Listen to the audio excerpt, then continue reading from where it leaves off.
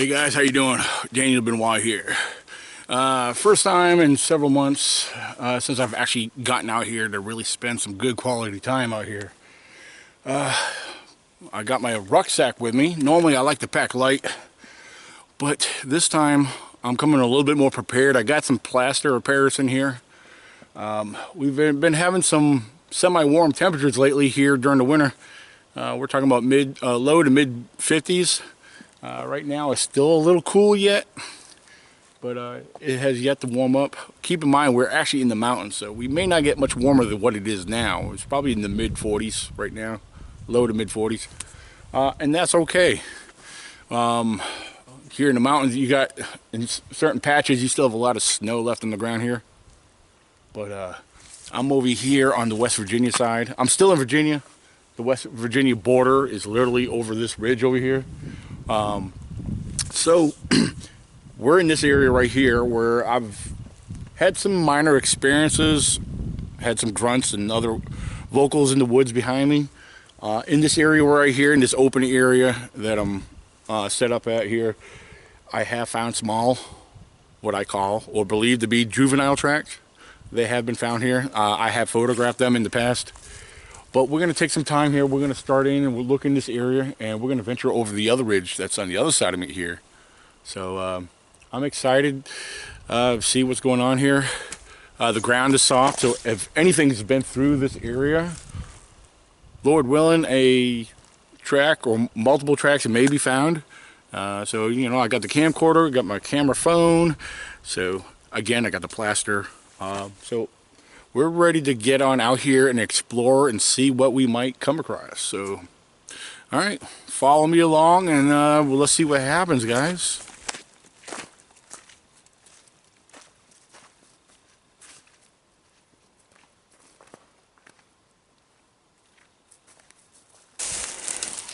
All right, I should be walking along this area here. It's a little open, but I got to be careful. So I'll probably end up sinking because I know the ground's going to be real soft right here. But you also may be able to come across some impressions or possible tracks. I can't really say tracks for sure because in this kind of ground,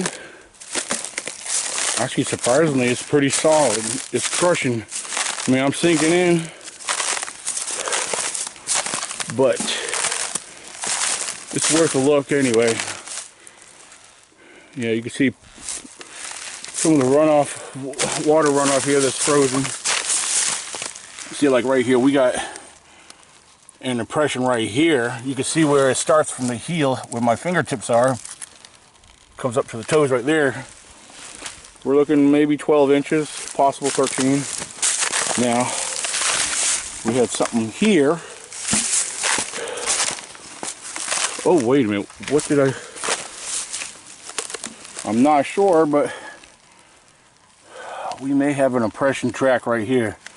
It looks about a good 5 here by the ball, by the heel, maybe 6 to 7 up here by the what appears to be possible ball and the arch where the toes go. This one here almost goes straight across, has a slight arch to them, but possible. I see. You can't say these are Bigfoot tracks because they're very inconclusive, mainly due to the surface and terrain.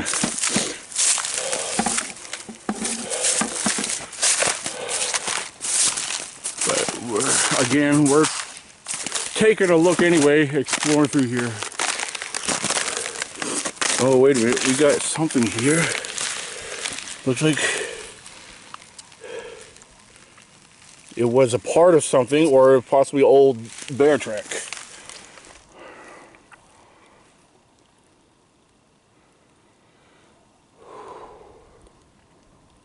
We're gonna keep exploring. I see, ooh, I just sunk in right there, wow. I see a lot of deer tracks right through here. They come right through here. But we're gonna take our time and work our way through here the best we can and see what we come across. Just to show you, I just came over top of the ridge and I'm working my way down on the other side. It's not a big ridge. but enough if you're slightly out of shape like me, it may take your breath away. So we got a higher ridge over here, but what we do have down below here is a water source. We got a stream flowing through here. So we're gonna come down here and we're gonna work our way up all the way in there. And it does elevate a little bit up there, but that's all right. And one of the things I was thinking about, and actually what I'm trying to keep my eyes open for, I think it'll be fun, because I had a friend of mine, him and his buddies were out here in another area, some miles from here, well, about 5 miles, 6 miles maybe, where they usually hunt. So they were out exploring, and one of the things they were doing was looking for antler sheds. So yeah, I'm gonna keep my eyes open and see if I come across them. I've only come across one set of antler sheds once before. Well, I found parts of antlers from dead deer remains, but to find the shed of a buck, that would be awesome. It's a cool find. It's a fun find. It's whatever. But so yeah, that's one of the many things I like to keep my eyes out for, especially this time of year. So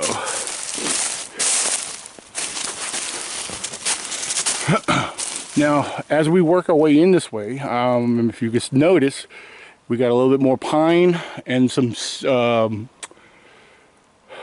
mountain laurel. So there we go. It provides some thick cover, and you know what that means: ambush locations. And since it provides cover, it's where they're hiding. So let's continue on.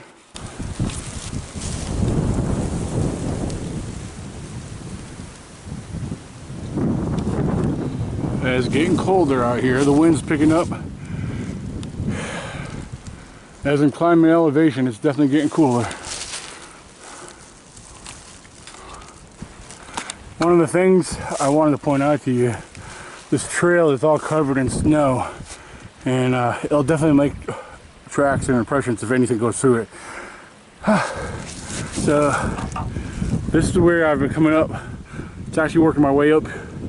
It's still climbing, and so far the only thing I've seen was some old bear tracks. I took a picture of them. I didn't bother filming because, I mean, even the camera does semi-justice, and the tracks have melted away where they expanded and look much larger, but you can see how close they are as the steps. So I'm trying to work my way and stay on the edge. One, it's more stable, better traction, and that way I can keep my eyes in all the snow for tracks. So as you see, got this ridge line up here, and this side here, like I said, is full of mountain laurel, and it stays like that. Good bedding area, good coverage. So and by the looks of it, this trail looks like it goes uphill more, and then maybe it levels off. So I don't know. We'll see.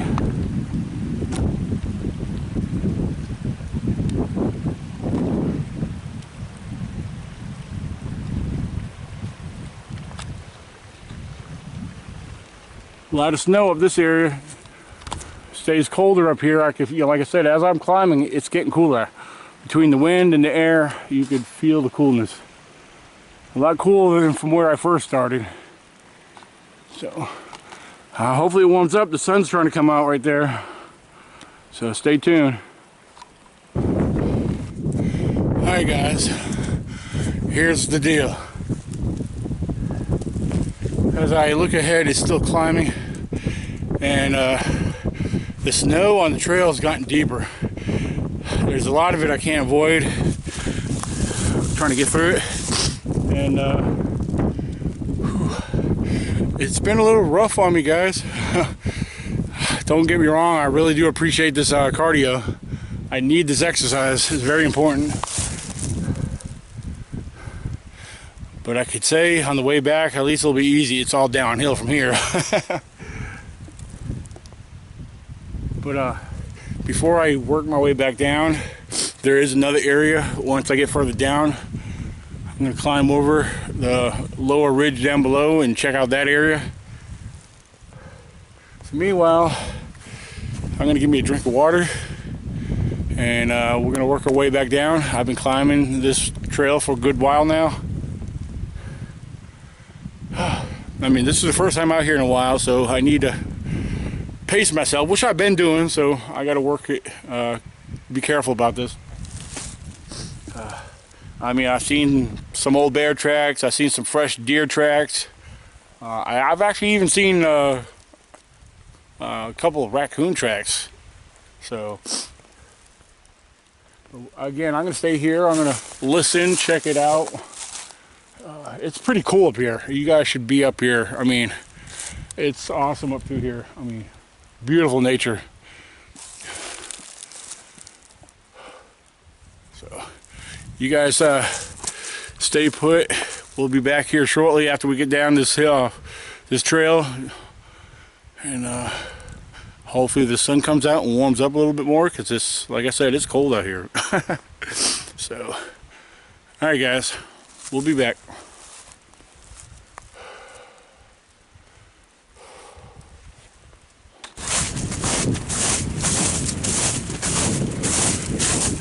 Yeah, so after climbing up this trail covered in snow, man, it was quite the workout on the legs. And I'm going to tell you one thing, and some of you guys know exactly what I'm talking about. When you start working your way back down after your leg muscles have been worked up climbing, you all know about rubber legs all too well, don't you? Some of you guys know that get out here and climb and work your way up these trails and these hills and ridges.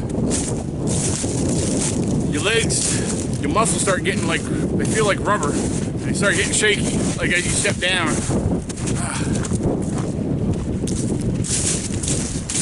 Just means your muscles are not used to it. So yeah, the more you get out here and do this, it gets a little bit better. But then again, when I was doing this all the time, this still, I guess it doesn't matter. But regardless, I'm getting some good cardio, getting some great exercise.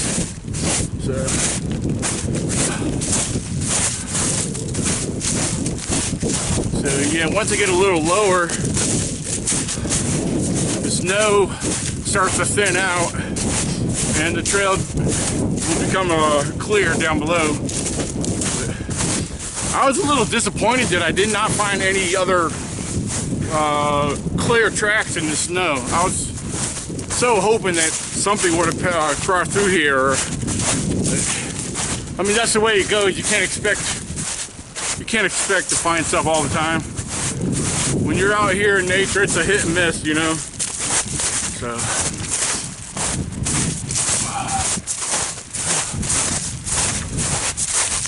All right. The trail is starting to get a little bit clearer now. This is good. And we still got some more downhill to go. But it's not as bad.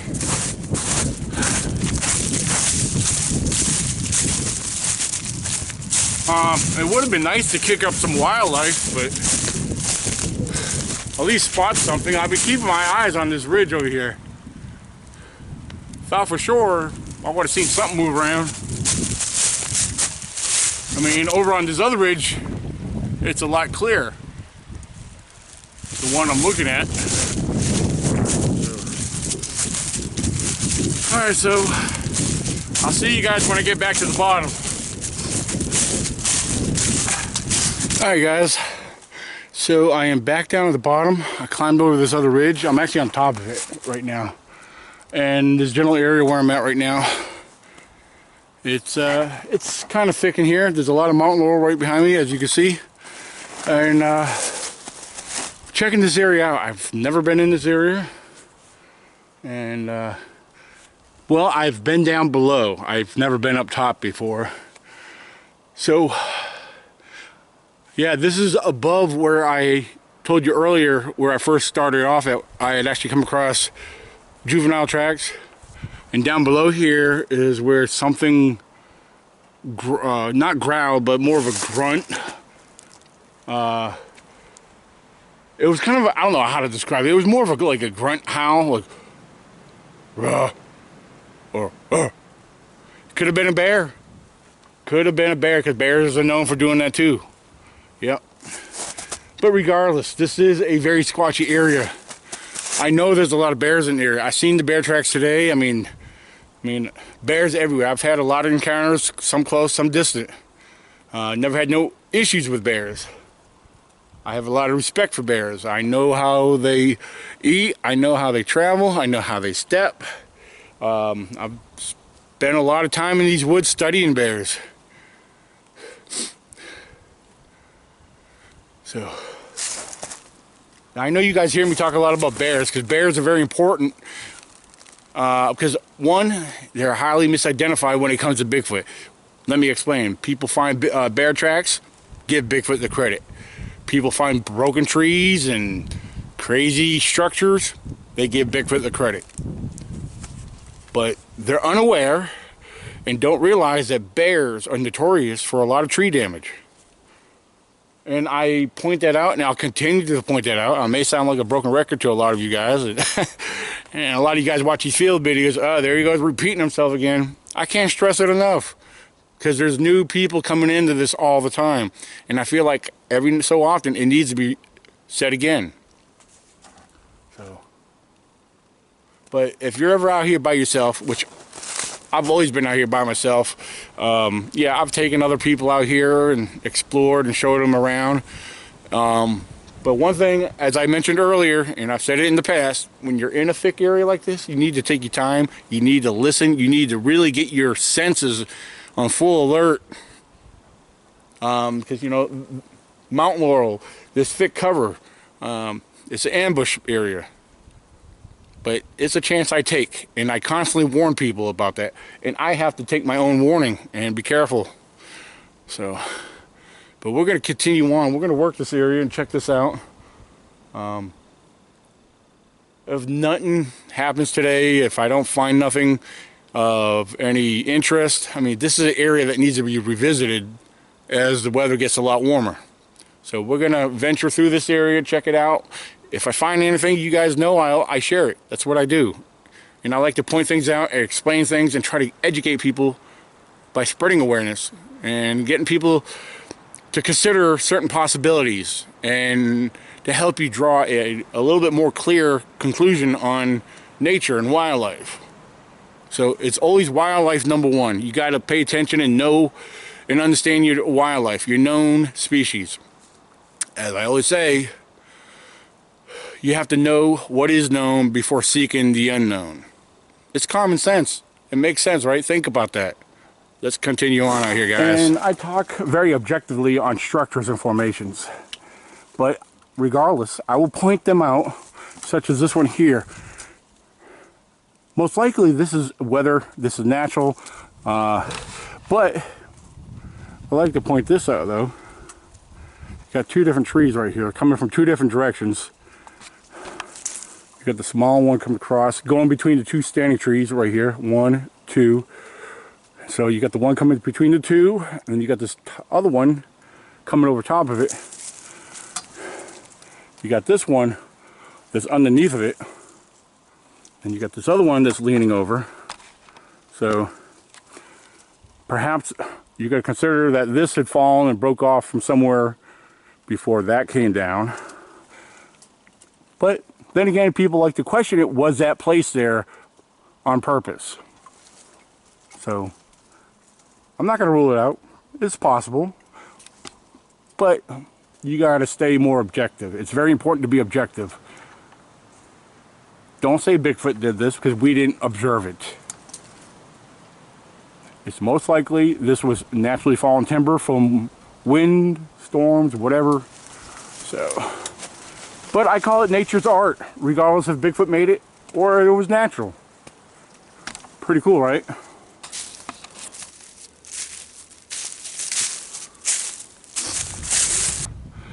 Look, I want to show you something that I'm seeing in the distance besides that little break off to the left. Focus in the center here.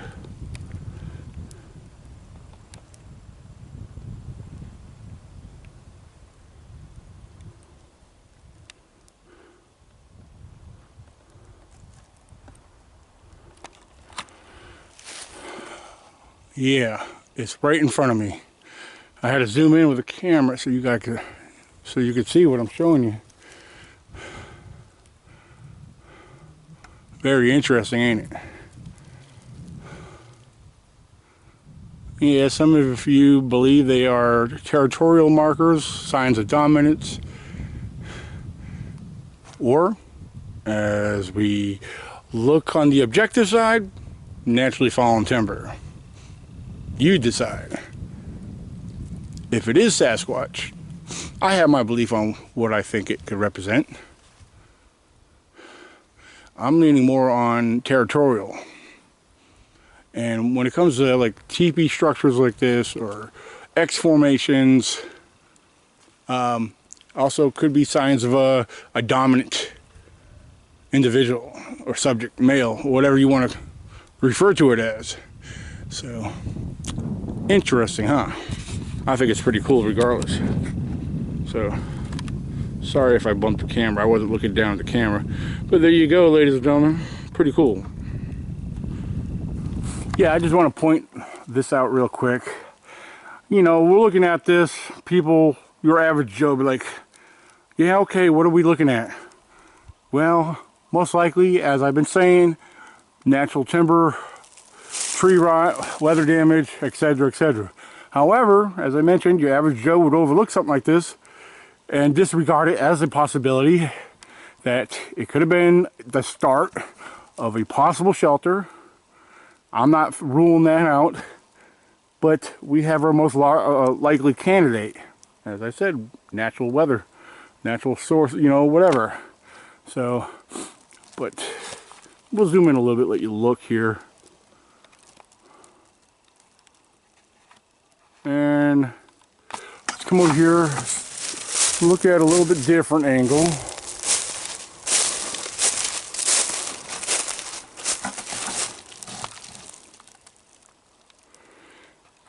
Yeah, I mean, this is nothing to get excited about, but I'm still pointing it out.